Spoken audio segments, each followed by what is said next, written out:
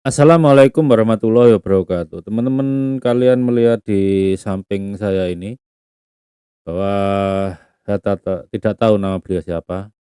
Prodi PTN Sains sepi peminat. DPR khawatir Indonesia konsumen teknologi selamanya. Ya, terima kasih kepada beliau yang mengangkat isu ini. Saya akan beri gambaran waktu saya kuliah gitu ya. Saya kuliah dengan teman-teman yang jurusan ilmu sosial, beasiswanya itu sama gedenya. Jadi ketika beasiswa saya maksudnya sampai kurang untuk membiayai aktivitas lab, teman saya itu bisa beli mobil. Mereka kan nggak nge-lab. Jadi planningnya pemerintah ini kacau kalau membiayai mahasiswa STEM itu memang biayanya jauh lebih gede daripada mahasiswa ilmu sosial, apalagi mahasiswa ilmu agama, tapi beasiswanya sama gitu. Itu baru level kuliah. Begitu lulus kerja, bayangkan dokter di BRIN itu kalau gajian dokter tuh tunkinya cuma 5 juta sekian lah. Itu pun, sejak BRIN tuh banyak yang jadi peneliti subsisten, artinya membiayai keperluan penelitiannya itu dari gajinya sendiri, karena tidak ada kepastian dari negara akan pembiayaan penelitian, tapi ada kepastian kewajiban untuk meneliti, akibatnya jadi peneliti subsisten. Terus kalian bayangkan dengan anak lulusan D3 STAN, Ditjen Pajak. Jadi di BRIN itu doktornya itu 5,5 itu masih sangat mungkin untuk membiayai penelitian, membayar APC, berkurang lagi kan jatah keluarganya. Yang dipajak itu tunkinya 20 juta lebih, sama-sama 3C, tapi mereka cuma D3. D3 lawan S3 sampai setimpang itu. Saya sampai bilang, kemana Pancasila sila kelima itu? Belum lagi kalau dibandingkan dengan anggota DPR. Anggota DPR kan minimal cuma SMA, jauh lebih jomplang lagi. Makanya, anak-anak itu melihat lama-lama akhirnya, apa untungnya belajar STEM dengan nilai tukar seperti itu. Biaya kuliah mahal, harus bayar lab, dan nggak ada kepastian, negara menutup itu semua. Apalagi kalau lewat jalur mandiri, pengeluarannya makin gila nanti. Kemudian kepastian kerjanya nggak ada. Kenapa bisa seperti itu? Karena pemerintah nggak menciptakan ekosistem STEM. Ekosistem STEM itu hanya bisa dilakukan jangka panjang. Contohnya apa? Cina itu membuat proyek 863 dan 983, 973. Jadi yang 863 itu diumumkan tahun 86, sekitar 9, mengejar 9 teknologi yang harus dikuasai bangsa China. Kalau perlu mencuri teknologi, dan itu diotorisasi oleh Deng Xiaoping. Kemudian Project 973 itu, China baru masuk ke basic science, tapi itu pun focusingnya di teknologi metalurgi untuk, eee,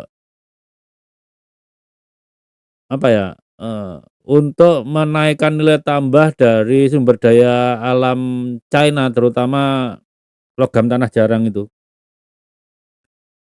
Terus apa program pendamping pemerintah Cina untuk mendukung itu. Jadi pemerintah Cina mencanangkan project 2011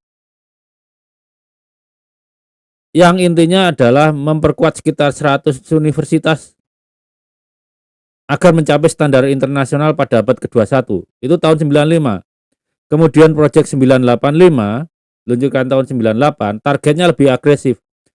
Mengubah universitas papan atas China seperti University Tsinghua dan Peking menjadi world class university. Ya. Jadi pada tahun 95 itu itu program pendamping Project 973 yang saya sebut tadi. Jadi industri dan riset dan pendidikan itu tidak bisa dipisahkan. Kalau suatu negara mau maju, ya ada ekosistem apa ya? Ekosistem yang dibutuhkan anak-anak muda kita untuk berkembang. Apa itu? Pendidikan yang bermutu dan terjangkau. Kedua, riset yang riset yang berkesinambungan dan berdampak. Yang ketiga, industri yang selalu lapar hasil riset.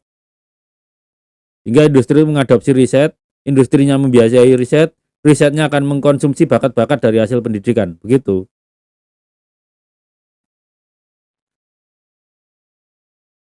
Dan Cina itu melakukannya tidak peduli siapapun pemimpinnya, gonta-ganti. Mereka melakukannya secara konsisten.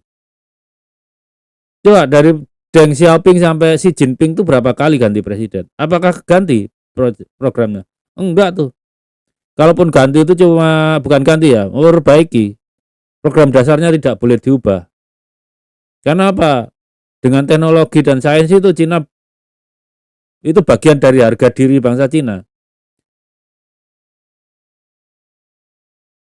Indonesia, gimana Indonesia? Seperti saya bilang tadi, dulu waktu saya kuliah, beasiswa sama besarnya dengan anak-anak sosial. Mereka bisa beli mobil, saya masih nombok. Seperti itu. Ketika kerja, kita kalah gaji dengan anak-anak lulusan STAN. Kita kalah gaji dengan anggota DPR yang minimal cuma SMA. Terus apa yang bikin anak-anak muda itu tertarik belajar sains dan teknologi? Kalau ya eh, ternyata ketika cari kerja sulit. Begitu bisa menciptakan kerjaan seperti dinadimkan Nadiem Makarim. Jadi apa untungnya belajar STEM itu aja.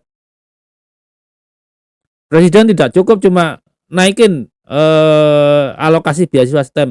No, STEM itu membutuhkan ekosistem pendidikan yang bermutu dan terjangkau biar orang tuanya nggak kelenger membiayai biaya labnya. Kemudian riset yang terpimpin, kita negara yang masih berkembang ya, ngejar ketinggalan teknologi. Riset yang terpimpin, negara menentukan apa yang harus diriset dan membiayai, sehingga risetnya itu berdampak ke rakyatnya. Dan ketiga, industri yang mengkonsumsi hasil riset itu nggak harus industri besar, industri kecil juga boleh. Seperti Taiwan tuh namanya Acer, terus Asus itu kan mulainya dari industri nggak langsung gede begitu. Nah, jadi kalau cara gampang mencegah Indonesia untuk maju tadi ya, dari pendidikan, riset, dan industri, cukup lumpuhkan salah satunya aja.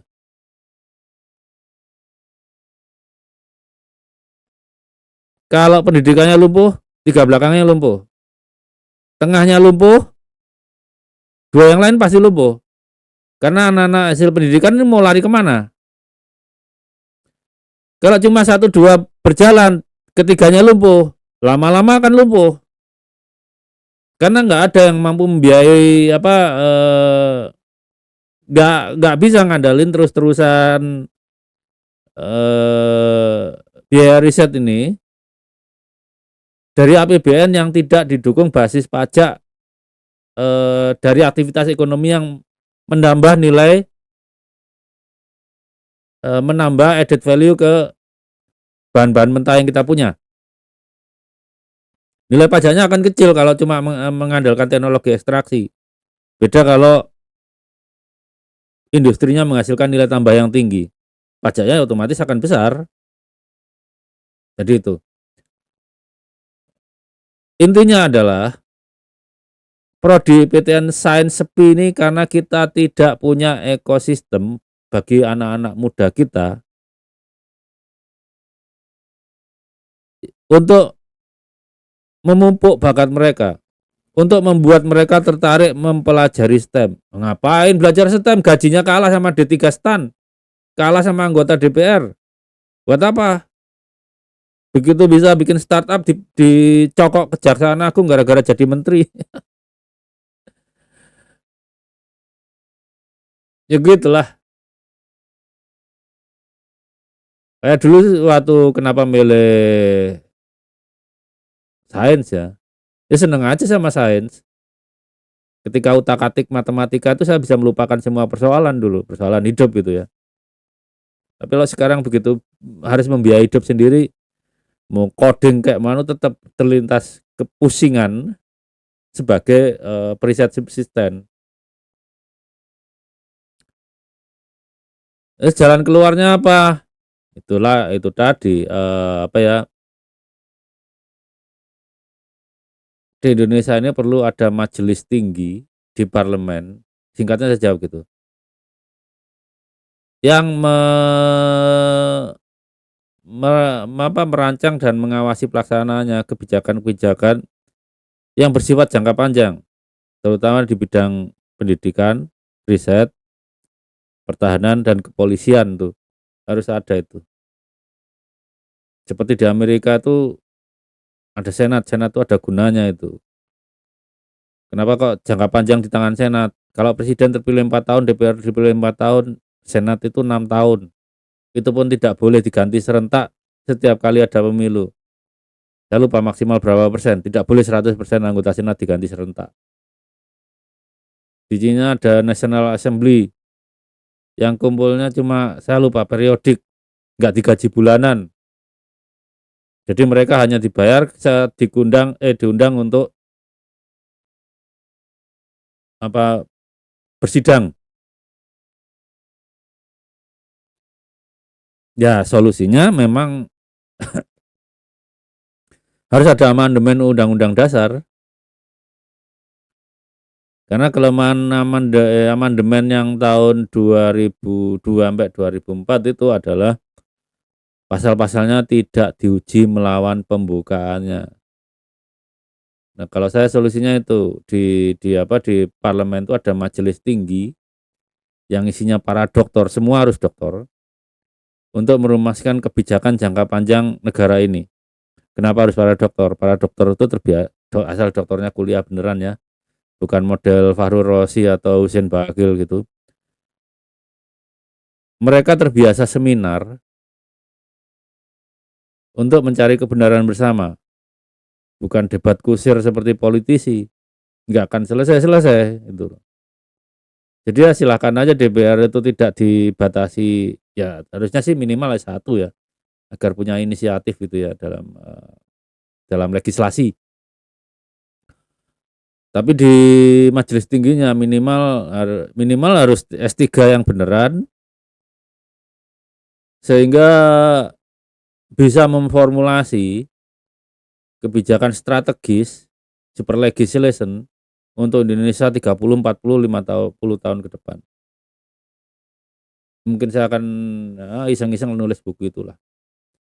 Jadi bahwa DPR pikirkan itu kenapa prodi PTN Sains sepi peminat. Karena bangsa kita nunjukkan menjadi saintis dan engineer itu bukan pekerjaan yang menjanjikan. Kita tidak menciptakan ekosistem untuk itu. Kita tidak menciptakan ekosistem untuk bakat-bakat sains dan engineering muda kita. Itu aja. Wassalamualaikum warahmatullahi wabarakatuh.